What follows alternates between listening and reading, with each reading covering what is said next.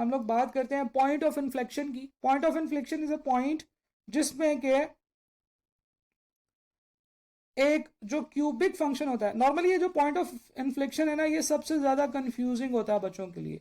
पहली बात तो ये है कि ये क्यूबिक फंक्शन में होता है, ठीक है जी, ये क्वाड्रेटिक फंक्शन में नहीं होता, ये क्यूबिक फंक्शन में होता है। और आपने देखा होगा कि ये जनाब ये एक अजीब सी हरकत यहाँ पे जो है ना कर्व ने की है। अच्छी भली कर्व जो है ना वो ऊपर को जा रही थी, जरा सा इसने मस्ती की, फिर दोबारा मस्ती से वापस आ गई। शायद ऐसे किया होगा इसने कि मस्ती की होगी तो इसकी अम्मी ने इसको जूता दिखाया होगा और फिर ये दोबारा सीधा हो गया, ठीक है जी। तो जनाब यहाँ पे इसने मस्ती की, नीचे जाने की कोशिश की, और एक पॉइंट ऐसा आया होगा जहां पे इसकी अम्मी ने इसको जूता दिखाया होगा। यहां से ये दोबारा बाज आते हुए फिर दोबारा वापस अपनी जो है ना वो पुरानी ट्रेंड की तरफ चला गया होगा। तो ये जो पॉइंट है जहां से कर्व जो है नीचे आते आते दोबारा इसने अपना दिमाग बनाना शुरू किया, इसने जेन बनाना शुरू किया कि अब मुझे वापस जाना चाहिए, तो ये जो पॉइंट है that is point of inflection. सही है जनाब। अच्छा, इसको प्रूफ करने के भी बहुत सारे तरीके हैं कि पॉइंट ऑफ इन्फ्लेक्शन के ऊपर क्या होता है। पहले आप नीचे आ रहे हैं और बहुत स्पीड से नीचे आ रहे हैं, फिर एक ऐसी जगह आती है, फर्ज करें कि आप एक रोलर कोस्टर राइड पे हैं, तो अब यहां से आपको डर लग रहा होगा, एक पॉइंट पे आके ना आपको डर लगना खत्म हो जाएगा, क्योंकि अब आपको लग रहा है कि अब मैं जमीन के पे पहुंच गया हूं, और फिर यहां से आप दोबारा ऊपर का सफर शुरू कर देते हैं, ठीक है जी। तो समझ लीजिए कि ये वाली जो कर्व है, और अगर हम यहाँ पे इसको हाफ ऑफ कर दें तो ये वाली साइड, और उसके बाद जब दोबारा ऊपर की तरफ जा रहे हैं तो यहाँ पे माइंडसेट डिफरेंट है, ठीक है जी। इससे पहले आपकी जो स्लोप है वो नीचे की तरफ आ रही है, बाद में आपने ऊपर जाने का सोचना शुरू कर दिया, ठीक है जी। तो this is the point which is called point of inflection. आप ये समझ सकते हैं कि मैक्सिमा और मिनिमा के दरमियान में कहीं पे पॉइंट ऑफ इन्फ्लेक्शन होता है, हमेशा सेंटर में नहीं होता। मैंने सेंटर में नहीं कहा, मैंने दरमियान में कहा है। पॉइंट ऑफ इन्फ्लेक्शन होता है जहां से कर्व वापस ऊपर जाने की कोशिश करना शुरू कर देती है, ठीक है जी। और ये मैंने बता दिया कि ये सिर्फ क्यूबिक फंक्शन में होता है। एक बच्चे ने फिर भी मुझसे सवाल पूछा है कि क्या ये सिर्फ क्यूबिक फंक्शन में होता है, ऐसा थोड़ी होता है भाई, इस तरह के सवाल तो ना पूछें। मैं यही तो बात कर रहा होता हूँ कि जब बच्चों से फौरन सवाल ले रहे होते हैं ना, तो फिर ऐसे सवाल अक्सर ऐसे होते हैं जो कि अभी हमने डिस्कस करने होते हैं या अभी डिस्कस किए होते हैं, ठीक है जी। हाँ जी बिल्कुल, ये कर्व जो है ना ये मस्ती भी करती है, ये है ही क्यूबिक फंक्शन ना। अच्छा, तो पॉइंट ऑफ इन्फ्लेक्शन के बारे में ये समझना जरूरी है कि it is a bent in curve where the curve changes from concave upward to concave downward और वाइस वर्सा। ये आप याद कर लें कि जो कर्व है वो कनकेव अपवर्ड से कनकेव डाउनवर्ड में चली जाएगी, या कनकेव डाउनवर्ड से कनकेव अपवर्ड में चली जाएगी, ठीक है जी। तो ये यहाँ पे ये इसको थोड़ा सा जो है ना वो चेंज करती है। इस वक्त पॉइंट ऑफ इन्फ्लेक्शन के ऊपर जो वैल्यू ऑफ सेकेंड डेरिवेटिव होती है वो जीरो होती है।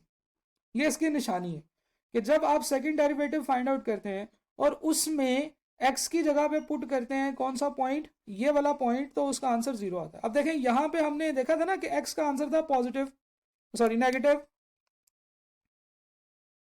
और यहां पे x का आंसर था पॉजिटिव। तो यहां से कम होते, यहां से बढ़ते बढ़ते बढ़ते किसी एक जगह पे ये जीरो भी हुई होगी, तो वो जिस जगह पे सेकंड डेरिवेटिव का आंसर जीरो हुआ होगा वो पॉइंट ऑफ इन्फ्लेक्शन होगा। तो ये दो प्रॉपर्टीज हैं जो आपने याद कर लेनी है, और अगर इसमें से एग्जामिनर आपसे सवाल पूछे तो आपने इसको उस हिसाब से सॉल्व कर देना है। हम लोग बात करते हैं कि पॉइंट ऑफ इन्फ्लेक्शन को कैसे फाइंड आउट किया जा सकता है। बहुत ईजी है, आपने सेकंड डेरिवेटिव फाइंड आउट करना है और इसको जीरो के इक्वल रख देना है। तो second derivative equal to zero जब आप करते हैं तो यहां से जो एक्स का आंसर आता है that is point of inflection.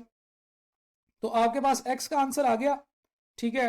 और y का आंसर आपको पता है कैसे निकालते हैं। y का आंसर फाइंड आउट करने के लिए आपने ये जो x का आंसर निकाला है ये ओरिजिनल इक्वेशन में पुट करते हैं, जो भी आपकी ओरिजिनल इक्वेशन है। ओरिजिनल इक्वेशन से मुराद आपको जो इक्वेशन उन्होंने दी है वो ओरिजिनल इक्वेशन होगी जो आपको ओरिजिनल फंक्शन दिया हुआ है। अभी एक बच्चे ने पूछा सर ओरिजिनल फंक्शन क्या होता है। तो for example if you have a quadratic function, कसम से मुझे नहीं पता इसको कैसे ठीक करते हैं। ओह ठीक हो गया जनाब। आपके पास एक फंक्शन है y is equal to 3x cube plus 4x square minus 9x plus 5। ये आपकी ओरिजिनल इक्वेशन है। इसकी बात कर रहा हूं कि जब आपके पास कहीं भी किसी भी पॉइंट का x आ जाए तो उस पॉइंट का y फाइंड आउट करने के लिए आप इस इक्वेशन में x की जगह पे वो वाली वैल्यूज पुट करें तो आपका आंसर आ जाएगा, ठीक है जनाब। अच्छा, तो जनाब इसका फर्स्ट डेरिवेटिव क्या होगा, 9x square plus 8x minus 9। इसका सेकंड डेरिवेटिव क्या होगा जी, 18x प्लस 8। हमने सेकंड डेरिवेटिव को 0 के इक्वल रखना है, तो that will be equal to 0। तो 18x plus 8 is equal to 0। तो हमारे पास जो x का आंसर आएगा वो आएगा -8/18। This will be the x component of your point. तो जो पॉइंट ऑफ इन्फ्लेक्शन है इसके दो कंपोनेंट्स होते हैं x और y। x कंपोनेंट आ गया, वो क्या है जी, -8/18। इसका y कंपोनेंट फाइंड करना है, तो किसी भी फंक्शन का y कंपोनेंट फाइंड आउट करना हो तो आपने उसका x कंपोनेंट ओरिजिनल इक्वेशन में पुट करना है, यानी कि वो इक्वेशन जो आपको दी गई है आपने वहां पे पुट करना है, तो you will get the answer, right. चले जरा हम लोग आगे चलते हैं जी। फिर पीछे आ जाते हैं। हम लोगों ने बात कर ली कि जी जो पॉइंट ऑफ इन्फ्लेक्शन होता है वो सिर्फ और सिर्फ इसमें होता है, क्यूबिक फंक्शन में। तो आप ये जेन में रख सकते हैं जो क्वाड्रेटिक फंक्शन होता है इसका एक बड़ा इंपॉर्टेंट चीज़ होती है जिसे हम लाइन ऑफ सिमेट्री कहते हैं।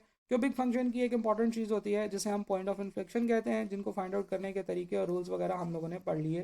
किसी भी पॉइंट की स्लोप फाइंड आउट करनी है तो you need to find out the slope equation.